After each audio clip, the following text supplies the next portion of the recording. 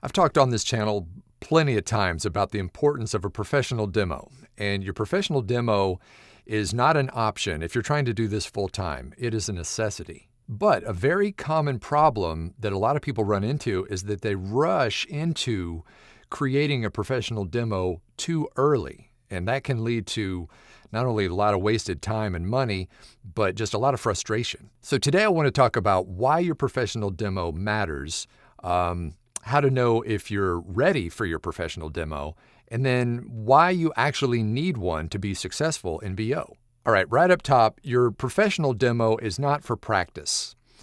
Your demo is for getting hired. Now, if you want to practice, that's what a DIY demo is fine for. You can work the muscles of doing VO and putting a DIY demo together and get some entry-level jobs. But when it comes to getting professional work on a professional level, then you're going to need to have a professional demo. So before you even think about pulling the trigger on a professional demo, ask yourself this. Are you ready to be able to deliver the same quality of read? In other words, the performance side of things, a good, natural read on every job that you get based on the strength of that demo? If the answer is no, then you should wait, because if you can't deliver the same performance in every job you do after you've done your professional demo, then you're not going to be ready. And just asking yourself that one question, are you ready or not, will save you thousands of dollars, because that's how much pro demos are. They're not cheap.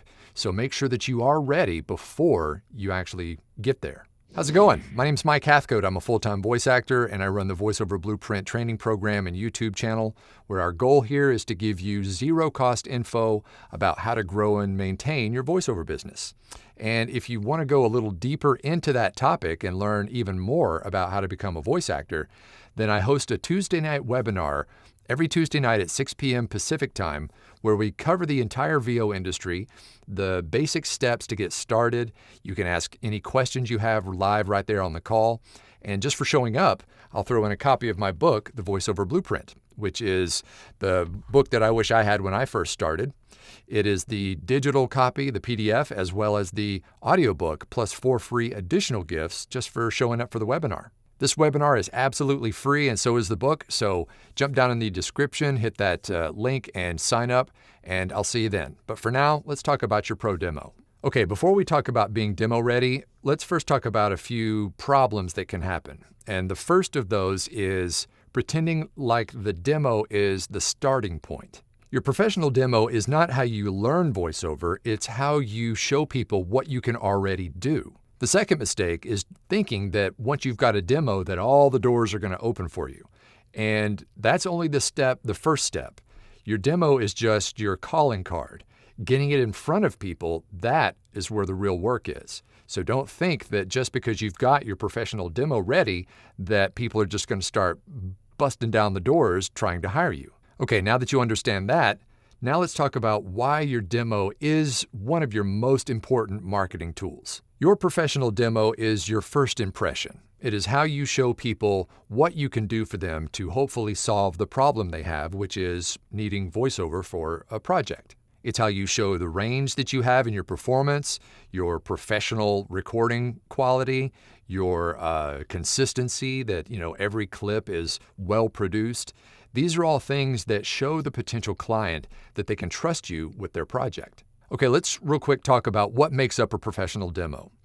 So a professional demo is going to consist of about 5 to 6, maybe 7 clips, varying in between 7 to 8, 10, maybe 15 seconds each. So the end length of that demo should be about a minute to a minute 15. And when you work with a pro demo producer, they're going to work with you to arrange the clips in a style that flows, that puts your best work up front, and keeps the listener guessing about what else you can do for them. Okay, so here are some ways to know when you're not demo ready. And the first, if it still sounds like you're reading, because that is the kiss of death. The whole point of voiceover is to sound like you're not reading and whatever you're saying is just coming off the top of your head. The next way to know if you're not demo ready is if you can't repeat the same read again and again the same way. So if you read one take and it sounds good, and then you read the same amount again and it doesn't sound as good, then you're not ready. The last way to know that you're not ready is that if you haven't found your natural voice yet. And by natural voice, I mean that it doesn't sound like you're in performance mode. If you can relax and just be yourself and not try to pretend to be someone else, unless you're doing character work, then you're not quite ready yet. You need to be able to sit down and naturally read the copy in a normal tone and just sound natural. Okay, so how do you know if you are demo ready? Well, hopefully you're working with a coach, and your coach will tell you when you're demo ready, because they will know best what the best next step for you should be.